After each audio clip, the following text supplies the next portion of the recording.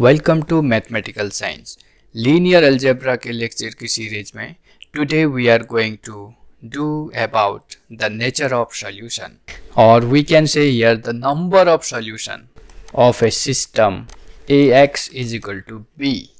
Okay, तो ax is equal to b system है, उसका हमें सॉल्यूशन देखना है। Okay, we have to see here the solution. तो we know the system ax is equal to b may be consistent और inconsistent, है ना। वो consistent भी हो सकता है, inconsistent भी हो सकता है। So such ax is equal to b if b is non-zero, of course ax is equal to b and b is non-zero, such system is called the non-homogeneous system. Okay, if b is non-zero here, we say here this system is called the non-homogeneous system. Okay, so where this a is nothing but the aij m cross n, it means this system is nothing but the system of m equation and n unknown and n variable. ठीक है, if of course here if b is non-zero then system is called non-homogeneous system. Clear? तो non homogeneous system कब होता है? जब ax is equal to b हो and b non zero है। So this is nature of solution of the non homogeneous system. ये जो हम नेचर कर रहे हैं या नंबर ऑफ सॉल्यूशन देख रहे हैं, किस में देख रहे हैं? नंबर ऑफ किस में देख रहे हैं? नॉन होमोजीनियस सिस्टम में देख रहे हैं। सो अगर ऐसा है, ठीक है, एंड ऐसा है, and suppose it's augmentation matrix, if augmentation या augmented matrix A bar B is similar to C, where C is the reduced row echelon form. Of course, by performing the elementary row operation, this is the last augmented matrix which is obtained by the using method of the Gauss-Jordan, है ना। जो C हमें मिला है वो Gauss Jordan method use करके last augmented matrix मिला है, which is in the form of row echelon, reduced row echelon form. Suppose C is the reduced row echelon form. अब हमने अगर रिड्यूस्ड रो एक्लेन फॉर्म बोल दिया है तो हमें कुछ भी कहने की जरूरत नहीं है C के बारे में कि हमने कौन सा मेथड यूज किया है ना। ये अंडरस्टूड है कि हमने एलिमेंट्री रो ऑपरेशन यूज किया है और स्टेयरकेस पैटर्न फॉलो बनाया है, और of course below the pivot entry and above the pivot entry उनको जीरो किया है।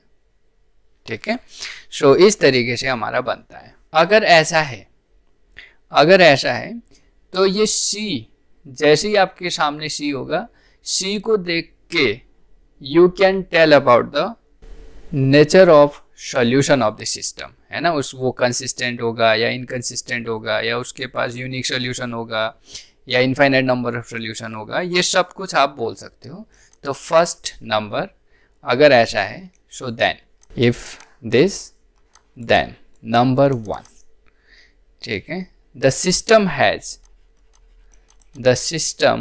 of course ax is equal to b has no solution. कब? if this C consists a row of the form 0 0 0 augmentation bar and small c, of course where this small c is non-zero। अगर final जो हमारा reduced row echelon form है C है, तो उसमें अगर हमें इस तरीके का कोई भी रो मिलता है 0 0 0, ऑगमेंटेशन बार के लेफ्ट में 0 एंड राइट में नॉन जीरो एलिमेंट, अगर ऐसा मिलता है तो हम डायरेक्ट बोल सकते हैं सिस्टम हैज़ नो सॉल्यूशन, है ना। इस टाइप की हमने प्रॉब्लम ऑलरेडी बहुत कर चुके हैं। ठीक है, नंबर 2, ऑफकोर्स इफ नॉट, तो ये जो हमारा फर्स्ट केस था, फर्स्ट कंडीशन था, ये किस पे बन रहा है? जब नो सोल्यूशन हो रहा है। अगर नो सोल्यूशन कब होगा? जब ऐसा मिलेगा। अगर ऐसा नहीं है, इट मीन्स अगर इसके पास सोल्यूशन है, तो अगर इसके पास सोल्यूशन है, so we can say here system has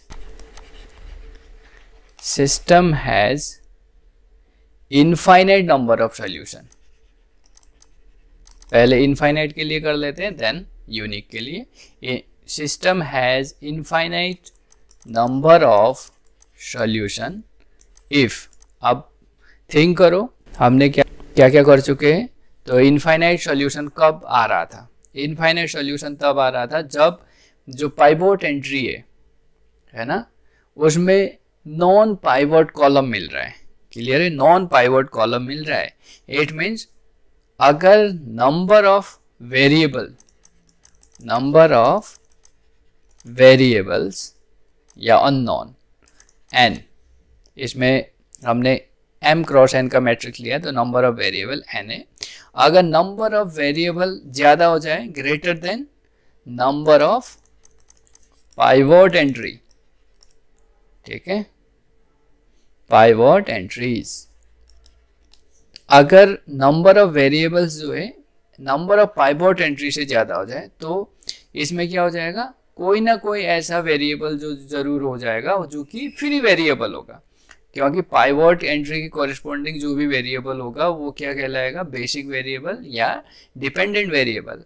and जो नॉन पाइवोट कॉलम के कॉरेस्पॉन्डिंग जो भी एंट्री होगा उसको हम क्या कहेंगे, इंडिपेंडेंट वेरिएबल या फ्री वेरिएबल.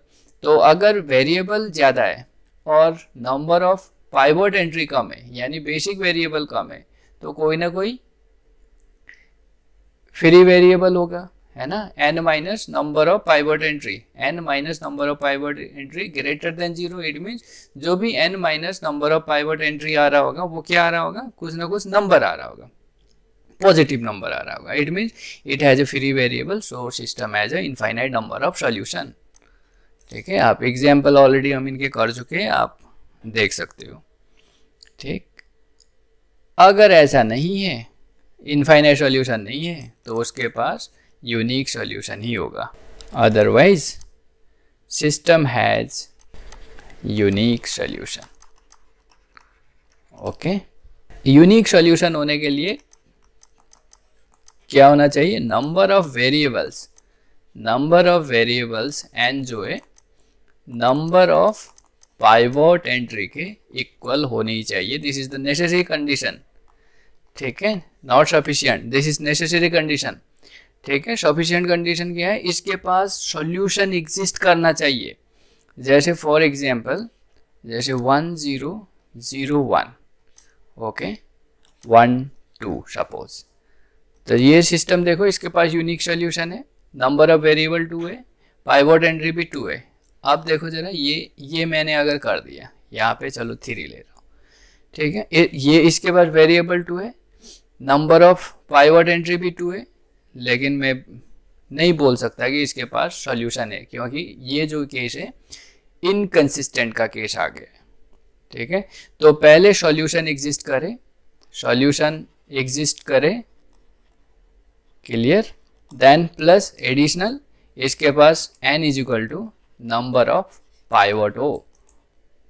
ये दोनों केस में ही इसके पास यूनिक सॉल्यूशन होगा. क्लियर. तो ये जो दोनों 2 और 3 केस है इफ नॉट वाला केस है, यानी अगर सॉल्यूशन एग्जिस्ट कर रहा है ना, अगर सॉल्यूशन एग्जिस्ट कर रहा है यानी अगर हमारा गिवन सिस्टम जो है इनकंसिस्टेंट नहीं है यानी कंसिस्टेंट है, तो उस केस के लिए 2 और 3 केस हमारे अराइज हुए हैं. ठीक है, तो ये छोटा सा information about the nature of the system of Ax is equal to B, where of course B is non-zero. If B is non-zero, then we call it non-homogeneous system. ठीक, now homogeneous system.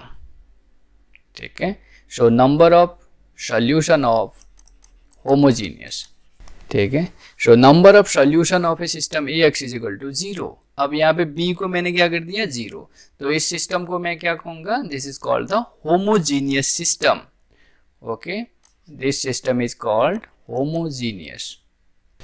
अब देखो जरा previous वाला, अब जो first case arise हुआ था इसमें हम देख पा रहे हैं अगर मेरा सी नॉन जीरो होगा तभी इसके पास नो सोल्यूशन होगा, और C non zero but left hand side में all zero, C non zero and left hand side में ऑगमेंटेशन बार के लेफ्ट हैंड साइड में जीरो। तो ये बट यहाँ पे हम देख पा रहे हैं beyond the augmentation bar all entry are zero, तो ये 0 0 0 and on 0 bar non zero वाला कोई भी रो इसके पास नहीं मिल सकता है ना।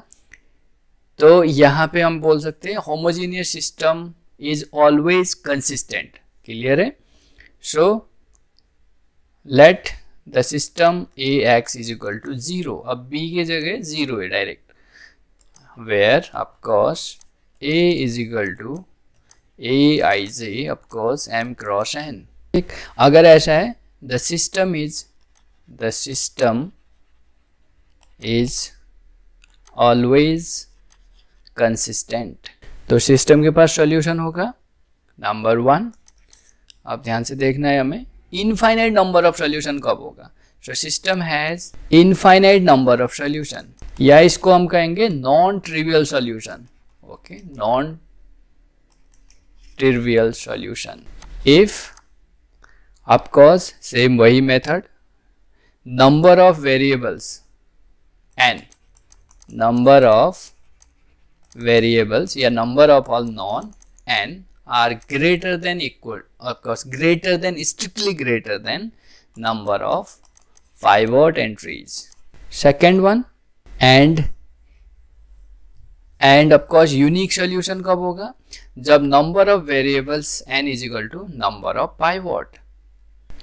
अब यहाँ पे unique solution को हम कहते हैं यहाँ पे trivial solution, ठीक है, zero solution, trivial solution if of course this is number of variables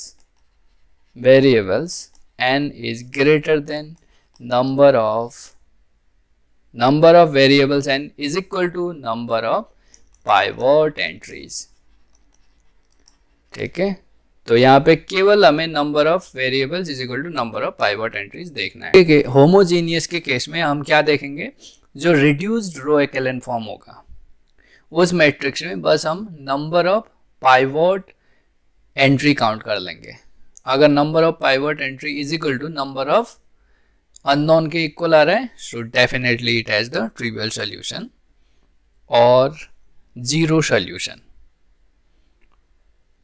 ठीक है, अगर ऐसा नहीं है तो उसके पास इनफाइनाइट नंबर ऑफ सॉल्यूशन और non trivial solution. For example देखो, सपोज कोई भी सिस्टम बना लेते हैं और उसका ऑगमेंटेशन मैट्रिक्स बना लेते हैं हम।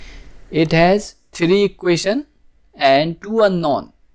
तो अननोन हमें देखना है कितने, नंबर ऑफ अननोन 2 है एंड 2 हमारे पाइवट एंट्रीज है, नंबर ऑफ एंट्रीज है। बट ये सिस्टम कैसा है, ये नॉन होमोजीनियस सिस्टम है। तो नॉन होमोजीनियस सिस्टम में बस चेक कर लेते हैं हम, जो प्रीवियस हमारा नेचर ऑफ सॉल्यूशन था नॉन होमोजीनियस के केस में वो देख लेते। Number of pivot entry same है ना, तो 0 0 कोई ऑगमेंटेशन मैट्रिक्स सी टाइप का कोई रो एग्जिस्ट नहीं कर रहा है, तो इसके पास सॉल्यूशन होगा। तो सॉल्यूशन होगा तो यहाँ पे x1 is equal to 1, x2 is equal to 2 type का है, यानी यूनिक सॉल्यूशन है। अब हम बात कर रहे हैं, ये ऑलरेडी हम डिस्कस कर चुके हैं। अब हम बात कर रहे हैं होमोजीनियस सिस्टम पे। अब होमोजीनियस सिस्टम में क्या होगा, राइट हैंड साइड में ऑलवेज जीरो होंगे। ठीक है, राइट हैंड साइड में ऑलवेज जीरो होंगे। सो हम देख पा रहे हैं यहाँ पे, so this is our reduced row echelon form. तो रिड्यूस्ड रो एक्लेन फॉर्म है, तो यहाँ पे मैटर नहीं करता है कि हमारे इक्वेशन जो है अननोन से कितने भी ज़्यादा हो। ठीक है, तो बस मैटर ये करता है अगर हमारा अननोन ठीक है, एन जो है, जो इक्वेशन है नंबर ऑफ इक्वेशन है, उससे अगर सपोज कम हो जाए, है ना, यहाँ पे तो इक्वेशन 3 है, अननोन 2 है, तो अगर ऐसा है तो कोई दिक्कत नहीं है ना। अगर सपोज कर लो कि हमारे पास m इक्वेशन है और n नॉन है, n अननोन है ना। हमारा एक ऐसा है m क्रॉस n टाइप का। तो अगर हमारे पास if we have m is less than n, अब क्या हुआ, इक्वेशन जो है n से कम है यानी अननोन से कम है। तो यहां से क्या बन सकता है, क्या दिख रहा है आपको, अगर ऐसा है n ax is equal to 0 has non trivial solution. ठीक है, हमेशा ax इज इक्वल टू 0 के पास नॉन ट्रिवियल सॉल्यूशन आएगा, क्योंकि अगर इक्वेशन कम दे दिया, अननोन ज़्यादा है, तो कोई ना कोई तो ऐसा फ्री वेरिएबल आपको मिलेगा ही, है ना। कोई ना कोई ऐसा फ्री वेरिएबल आपको मिलेगा, क्योंकि इक्वेशन से ज़्यादा है n, जो कि इसके हर एक डिपेंडेंट वेरिएबल जो है हम उसके इंडिपेंडेंट वेरिएबल के टर्म में लिख सकते हैं। सो डायरेक्ट ये एक रूल या रिजल्ट हम बोल सकते हैं इसको। ये हमेशा होगा फॉर दी होमोजेनियस सिस्टम। ठीक है, ये होमोजेनियस सिस्टम के लिए। तो हम देखते ही बता सकते हैं सिस्टम के पास, होमोजेनियस सिस्टम के पास सॉल्यूशन कौन सा वाला होगा, ये देखते ही बता सकते हो। अब आप x1 plus x2 plus x3 x1 minus 2x2 is equal to 0 and is equal to 0। तो डेफिनेटली हम देख पा रहे हैं x1 x2 x3 unknown, 3 unknown है और 2 इक्वेशन है ना। 3 अननोन है, n इज इक्वल टू 3 है और 2 मेरे इक्वेशन है। ठीक, तो ये कंडीशन होल्ड हो रहा है, m is less than n।